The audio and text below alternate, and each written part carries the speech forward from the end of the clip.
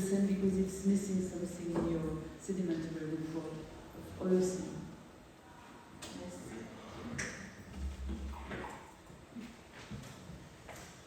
Yeah.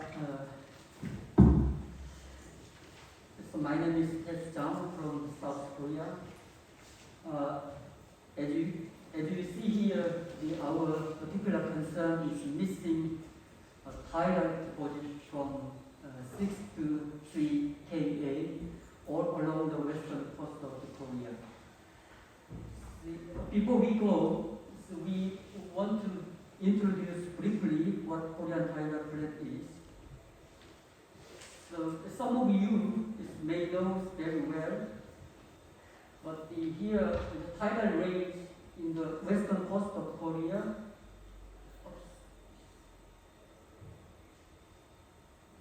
Tidal range is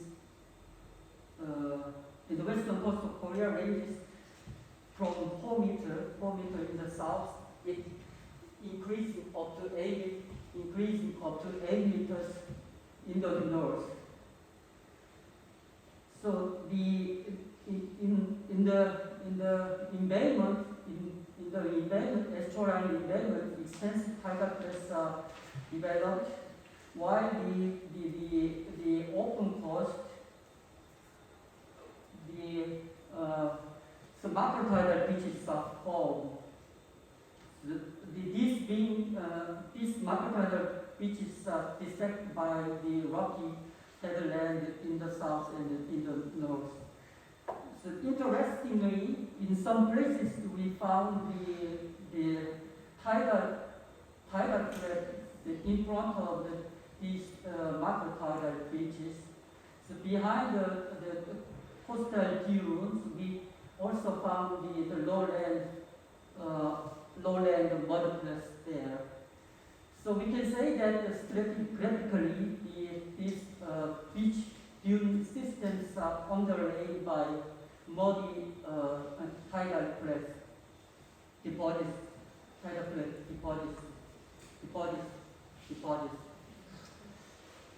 Yeah, along this estuarine tidal plates and also these macrotidal beach dune systems, in the past, more than 20 borehole courses we took for the primary purpose of coastal protection for coastal protection project of the extreme storm surge along the western coast. So in the course, we realized that the coastal deposit in general is composed of two kind of sequences, upper one and lower one. These being separated by the fluvial gravels and the yellowish oxide silty beds suggesting paleozols. Each sequence is starting with the fluvial gravels and end up with this tidal mud. So suggesting the regressions and followed by the transgression in response to the local sea level changes. So if one look at closely at here the upper part of Holocene sequences, so surprisingly there has been no data and no record in the sedimentary record, at least in the western coast of Korea.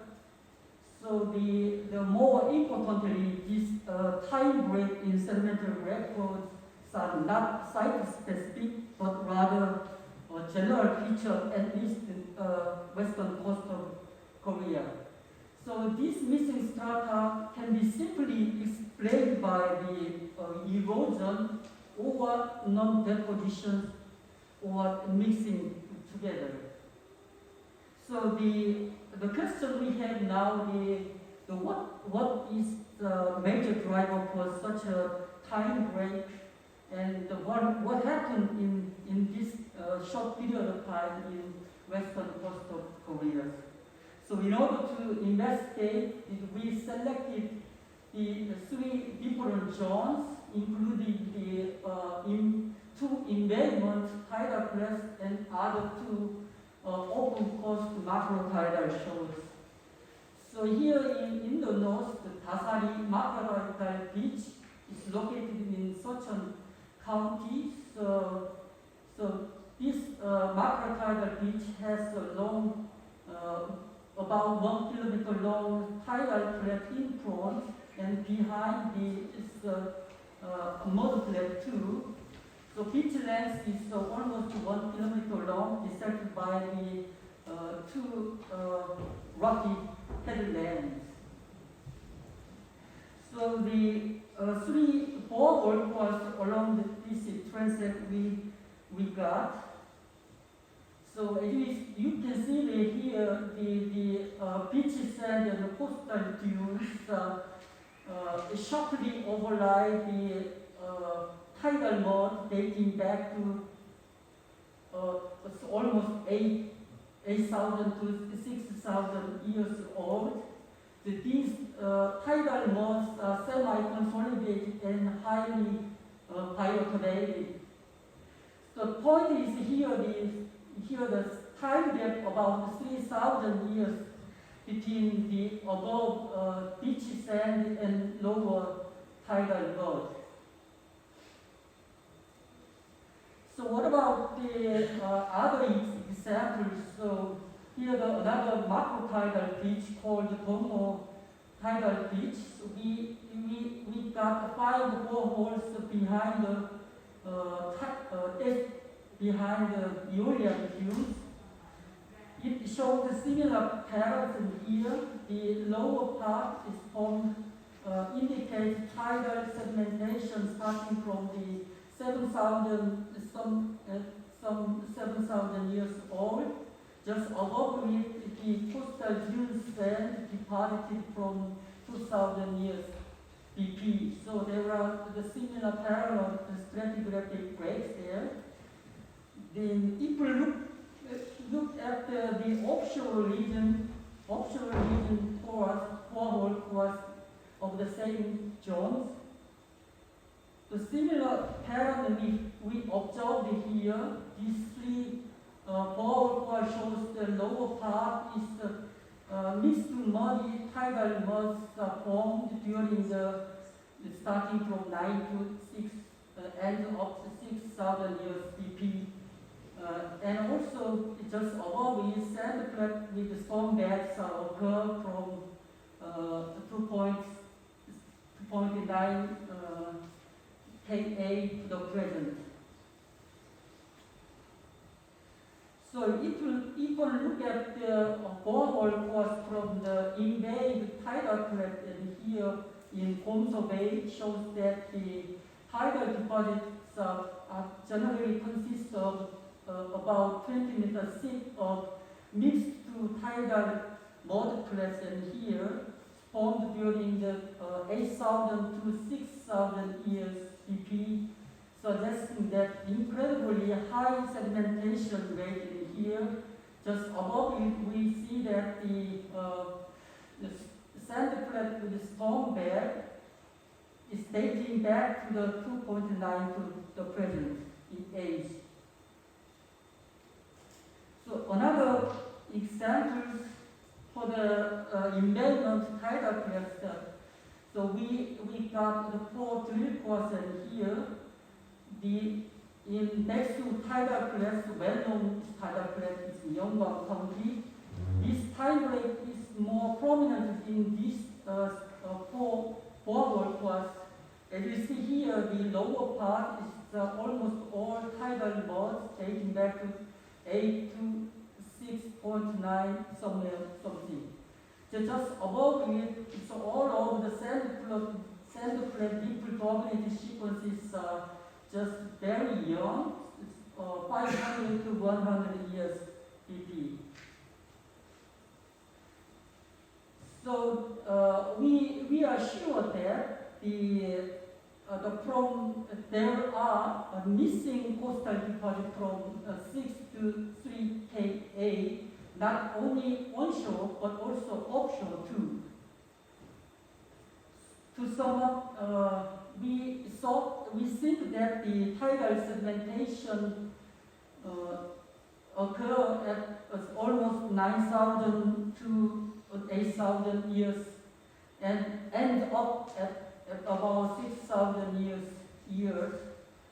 Afterward, there are some certain paucity of sedimentation from 6 to 3 Ka.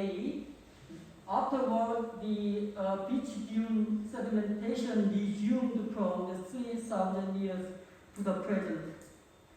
So we think that such a stratigraphic break represents a regime shift from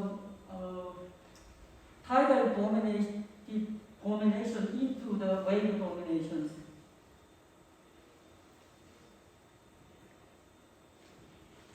So what these time breaks also recorded in the shelter sediments, deeper water shelter sediments. We got 3 borehole from the southwestern shelter of Korea. So you see here the from not tidal deposit, but the from 9,000 years to the 6,500 years, the sedimentation rates were high, so the system progressed seaward. But just after the 6 Ka, sudden we are not sure, but sudden event happened there. Then the system retreated back, and yes, something happened in here in between 6,000 years in the shelter segment. So another evidence comes from we did the Archenon-based surface temperature reconstructions.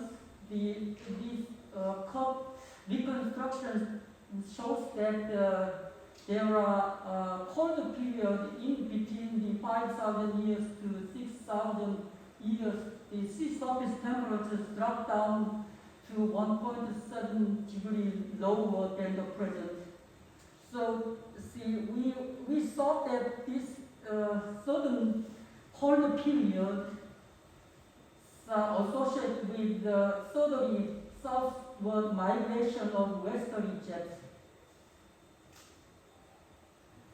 So, so some conclusion can be drawn. We are sure that there are some stratigraphic break between the 6 to 3 Ka, and also there are physical regime shift from wave domination, but not tidal domination into the wave dominations. And also we are sure that cold period in surface sediment, surface seawater temperature drops from the 5 to 3 Ka, but we are not sure that this cold period is linked to the sort of the sea level fall in the western coast of Korea. Last but not least, the question we have still is that kind of break is a local feature in the Yellow Sea or global events. So this still remains elusive. So that's it for the moment. Thank you for your attention.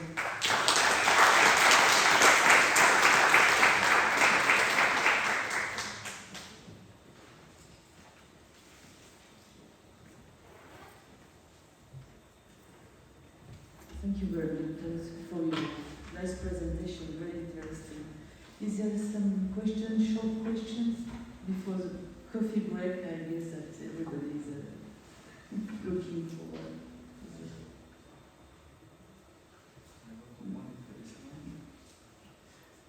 Yes. Okay, go to this. In some of your diagrams, you had WRS, wave remnant surface, as the label against that erosion. If that interpretation is correct, then what I would interpret that to be as a shift of the shore face. So that the tidal deposits are lagoonal, back barrier, the shore face passes, and then new deposition on the seaward side of the beach. Are you suggesting that that might not be the explanation? Yes. First of all, I thanks very much for the questions. So,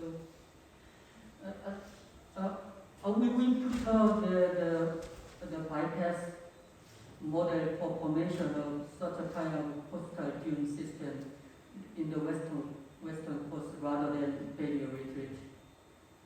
So the sort of the evidence in here,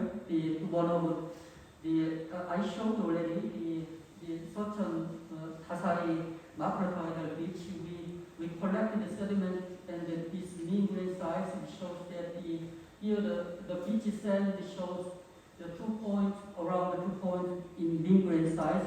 And so you see that the outer part of the tidal place there are no coastal sediments available for these beach dune systems.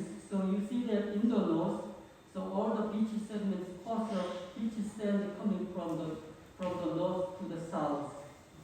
So it's a lateral transport spring bay, we think. So we prefer the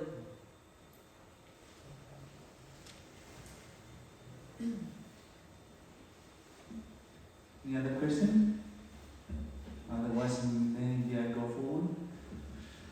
Thank you very much for this talk. For this talk, also the previous one, I really liked the amount of age dating you have, because sometimes in sedimentology you can assume everything is continuous, and in the Holocene you can have dating. So it's more like a comment. In the Mekong, there are gaps. But we always thought maybe there are no major lobe switching in the Mekong, but maybe we thought there was some shift in the depositional areas. But maybe could also be that there is some signature at the global or at least maybe Asia scale because of isostasy. So I guess it's part of your future plans to do some review of this data, right? Yes. Thank you. All right, thank you very much then, and maybe